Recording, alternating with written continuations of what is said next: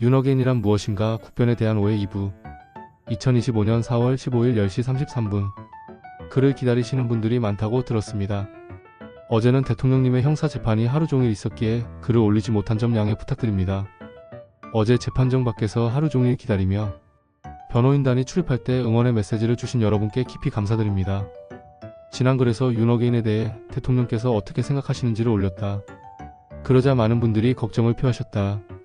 윤어게인 운동을 대통령께서 지지하지 않는다는 말인가? 결론부터 말하고 시작하겠다. 전혀 그렇지 않다. 탄핵 결정 이후 대통령님을 두 번째 만나 뵈었을 때 대통령님께서 제일 먼저 하신 이야기를 전하고자 한다. 윤어게인? 자발적인 청년들의 운동이지? 대단하던데. 시국선언을 한 대학생들이 모인 자유대학이 주축이 되어 대통령님의 정신을 계승하고자 하고 있습니다. 말씀하신 것처럼 대학생들이 자발적으로 모여 시작된 운동입니다. 그래, 자발적인 청년들의 운동이 더 크게 꼽힐 수 있도록 우리 기성세대가 도와주자고. 청년들과 언제나 함께하겠다고 한 약속을 지켜야지. 나는 분명히 말하는데 청년들의 아버지가 되어줄 거야. 지난 글에서 대통령께서 생각하는 윤어게인은 대통령의 뜻, 메시지, 의중을 기다려 그의 맹목적으로 따르는 것이 아니라는 점을 말한 바 있다. 이에 관해 조금 더 부연 설명을 해보겠다. 대통령께서는 이렇게 말씀하셨다. 내가 메시지를 내서 윤어게인 운동을 한다고 하면 그게 자발적인 건가? 순수하다는 말을 들을 수 있을까? 어떤 운동이 국민적으로 널리 확산되려면 자발성과 순수성이 매우 중요한데 그런 측면에서 윤어게인 운동은 대단한 거야.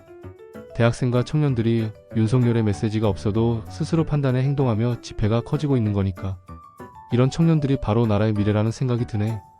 지난 글에서 대통령님의 메시지를 이렇게 전했다. 내가 이렇게 하라고 하면 이렇게 하고 저렇게 하라고 하면 저렇게 하는 게 윤어게인 정신인가?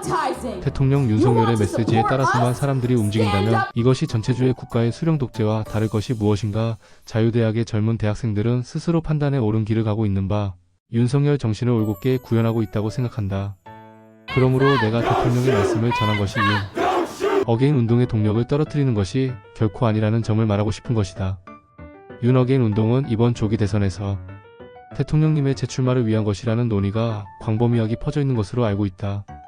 하지만 분명히 말하건대 이번 조기 대선에서 현행법상 윤 대통령님의 재출마는 가능하지 않다.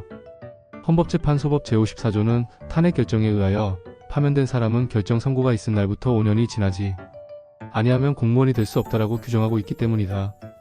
대통령은 선출직 공무원에 해당하므로 헌재법 제54조에 의해 5년 내에는 출마할 수 없는 것이다. 또한 헌법 제70조는 대통령의 임기는 5년으로 하며 중임할 수 없다라고 규정하고 있다. 중임이란 2회 취임할 수 없음을 의미한다. 따라서 윤석열 대통령이 다시 대선 출마로 당선이 되어도 2회 취임할 수 없는 바 대통령 선거에 출마할 수 없는 것이다. 윤어게인 운동을 주장하는 분들 중 중임의 해석에 있어 임기를 마친 경우로 해석해야 한다는 견해가 있으나 이는 헌법학계에서 받아들여지지 않는 확장 해석이다. 대통령의 탄핵을 반대했던 중앙대 로스쿨의 이인호 교수조차도 이렇게 말하고 있다. 그런 논리가 허용된다면 자녀 임기를 남겨두고 스스로 사임해서 또 재출마를 할 수 있다는 것이 된다. 따라서 임기를 다 채우지 못했으니까 다시 출마할 수 있다고 하는 논지는 허용되지 않는다. 따라서 윤어게인 운동이 대통령의 재출마를 위한 운동이 아니라는 것이 명백해진다. 대통령 역시 법률가로 이를 잘 알고 계신다. 따라서 윤어게인 운동에서 유력하게 주장되는 재출마 요구에 대해 대통령께서는 이렇게 말씀하셨다. 현행법으로 가능하지 않은 것을 주장하는 것이 국민적 설득을 얻을 수 있겠는가? 운동이 커지고 확산되려면 국민적 공감대가 가장 중요하다. 그러면 윤석열 대통령께서 다시 나라를 위해 일할 수 있기 위해서는 어떤 조건이 필요할까? 헌법의 중임 조항 개정과 헌법재판소법의 해당 조항 개정 내지 폐지가 필요한 것이다. 여기에서 대통령님의 보기를 갈망하는 윤어게인 운동이 추구해야 하는 방향이 나온다. 헌법 개정 개헌과 헌법재판소법의 폐지다.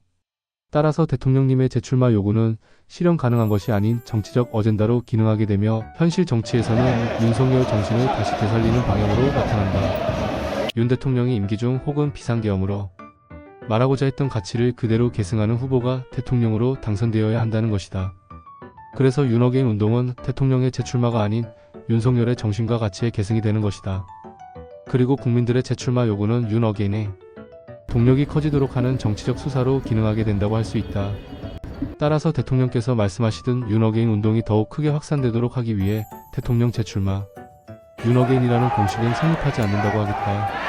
그렇다면 윤어게인 운동이 다시 윤석열을 말한다고 할 때 이는 현실적인 재출마가 아닌 윤석열 정신의 계승이 될 수밖에 없는데 윤석열 정신의 계승이란 무엇인가? 윤어게인의 핵심적 가치는 무엇인가? 우리는 국민변호인단 활동을 하며 지키자 자유대한민국이라는 피켓을 들고 윤석열 대통령의 복귀를 외친 바 있다. 자유대한민국이다. 대통령께서는 우리나라를 말할 때 언제나 그냥 대한민국이라 하시지 않고 자유대한민국이라 말씀하신다. 대통령 취임사에는 자유라는 말이 무려 35회가 나온다. 대통령께서는 민주주의를 말할 때 그냥 민주주의라 하시지 않고 자유민주주의라고 말씀하신다. 민주주의가 지향해야 할 목표는 바로 자유라는 것이다. 민주당은 학생들의 교과서에서 자유민주주의의 자유를 삭제했다. 이들이 추구하는 것은 자유민주주의가 아니라 인민민주주의일 것이므로 윤석열 대통령의 가치에서 가장 중요한 개념이 바로 자유라는 것을 알 수 있다. 그렇다면 자유란 무엇인가? 자유는 외부의 속박이 없는 자유로운 상태라는 소극적 자유와 내가 하고자 하는 바를 자유롭게 할 수 있는 상태라는 적극적 자유로 나눌 수 있다. 여기서 대통령께서 강조하시는 것은 적극적 의미의 자유다. 여러분이 하고 싶은 것을 마음껏 할 수 있도록 하는 자유를 보장하는 것이 정치의 역할이라는 것이다. 그래서 자유론을 쓴 존 스튜어트 밀은 이렇게 말했다. 자유를 침해하는 그 어떤 정치 권력의 행사도 정당화될 수 없다. 여기서 대통령께서는 전환길 선생님과 함께했던 4월 10일 대화에서 미국 정치인 베리 골드워터에 져서 보수주의자의 양심을 말씀하시며 골드워터의 정책에 대해 설명하셨다. 베리 골드워터가 1960년에 보수주의자의 양심을 펴내거든. 그리고 1964년 대선에 출마하게 되는데 그때 가장 중점을 두었던 정책이 감세와 작은 정부야. 감세는 세금을 감면하는 것이고 작은 정부는 정부가 개인의 자유를 제한하거나 억압하면 안 된다는 개념인데 이 두 개는 서로 연결되는 거지. 예를 들어 자네가 열심히 일해 1000만 원의 수입을 얻었는데 거기에서 국가가 강제로 개입해 300만 원의 수입을 세금으로 가져간다고 하면 300만 원을 가지고 자네가 자유롭게 살 수 있는 것, 먹고 싶은 것, 하고 싶은 것을 못하게 되는 거야. 300만 원으로 마음껏 할 수 있는 자유가 제한되는 거지. 그래서 감세는 단순히 세금을 깎아주는 개념이 아니라 개인의 자유를 확장해주는 개념이 되고 이 경우 개인은 열심히 일해서 많은 수입을 얻고 싶어 하므로 국가는 전체적으로 번영하게 된다는 것이지. 그러므로 정부는 세금을 강제로 빼앗는 큰 정부가 되면 안 되는 거야. 하지만 민주당은 윤석열 정부의 감세 정책을 부자감세라고 말하며 발목을 잡았는데 우리 사회는 아직도 그 프레임을 벗어나지 못하고 있어. 윤 대통령이 추구하는 가장 중요한 가치, 자유의 개념을 경제적 자유의 개념으로 설명했다. 경제적 자유란 내가 하고 싶은 경제활동을 마음껏 할 수 있는 자유를 뜻하고 정책으로는 감세로 이를 구현할 수 있다는 말이다. 그렇다면 이 정책이 실현되려면 어떻게 해야 할까? 감세를 할 수 있는 법이 만들어져야 한다. 새 법의 개정이 필요하다는 것이다. 그리고 법을 개정하는 것은 국회의 정치인이다. 그러므로 경제적 자유가 실현되려면 정치가 필요하다. 여기에서 정치적 자유라는 개념이 도출되는데 정치적 자유는 국가로부터 자유라는 가치를 보호받기 위한 법적인 장치라고 생각하면 이해가 쉬울 것이다. 정치의 목표는 여러분의 자유를 보호하기 위한 법적 장치, 즉 제도를 만드는 것이라는 말이다. 그래서 정치에서 의사를 결정하는 방식인 민주주의가 자유민주주의가 되어야 하는 것이다. 민주주의의 목표 또한 자유라는 말이다. 만약 민주주의가 인민민주주의라면 정치는 자유를 보호하기 위한 것이 아니다. 따라서 북한의 정치는 정치적 자유를 목표하지 않는다. 윤석열 정신의 핵심 가치 첫 번째인 자유를 쉽게 설명하려고 노력했지만 잘 이해가 되었는지 모르겠다. 요약하면 자유의 핵심은 경제적 자유이며 이를 달성하기 위한 수단이 정치적 자유, 즉 자유민주주의라고 하겠다. 경제적 자유의 조건은 정치적 자유라는 말인데 그렇다면 정치적 자유를 위해 가장 중요한 것은 무엇일까? 정치적 자유는 여러분의 자유를 보호하기 위한 법과 제도를 만드는 것이라 했다. 그런데 법과 제도를 만드는 데 있어 현대의 정치는 직접민주주의가 아닌 대민주주의다. 5천만의 국민이 모두 정치에 참여해 의사를 결정할 수 없기에 국민이 선출한 국회의원이 여러분을 대신해서 의사를 결정하게 된다는 말이다. 그래서 대민주주의다. 누군가 대신해서 의사를 결정하는 시스템 말이다. 이 시스템을 구현하는 것은 무엇인가? 누군가 우리의 의사를 대신한다고 할 때 그 누군가를 어떻게 선출하는가? 바로 선거다. 그래서 대통령께서는 선거를 강조하셨던 것이다.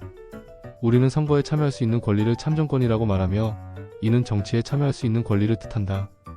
국민은 정치 참여, 즉 선거를 통해 정치 권력을 만드는 것이다. 그러므로 대한민국의 권력은 국민으로부터 나온다는 개념이 성립한다. 이것이 헌법 제1조가 대한민국의 주권은 국민에게 있고 모든 권력은 국민으로부터 나온다라고 규정하는 이유다. 국민은 국가의 최고 권력 주권을 가지고 있는 것이다. 따라서 대통령께서는 두 번째의 가치로 주권 수호를 말씀하신다. 4월 6일에 대통령께서는 국민변호인단을 향한 메시지를 통해 이렇게 말씀하셨다. 나라의 엄중한 위기 상황을 깨닫고 자유와 주권 수호를 위해 싸운 여러분의 여정은 대한민국의 위대한 역사로 기록될 것이다. 이제 이 메시지가 이해될 것이다. 자유와 주권 수호를 위한 싸움. 오늘은 윤호개인의 핵심 가치 자유에 대해 설명했다. 글이 길어지므로 대통령님께서 말씀하신 바를 전하며 윤호개인의 또 다른 가치인 주권 수호에 대해서는 다음 글에서 이어나가기로 한다. 그저께 있었던 일과 관련 국변에 대한 오해에 대해서도 쓰지 못했는데 역시 다음 글에서 다루기로 하겠다. 윤석열의 가치와 철학을 이해하면 윤석열의 메시지를 기다리지 않아도 될 것이다. 윤호개인 운동은 내가 하고자 했던 가치를 이해하는 것으로부터 시작되어야 한다. 윤석열 대통령 4월 10일 대화 중 두 개의 글로 설명한 윤호개인 운동의 키워드를 요약하면 아래와 같다.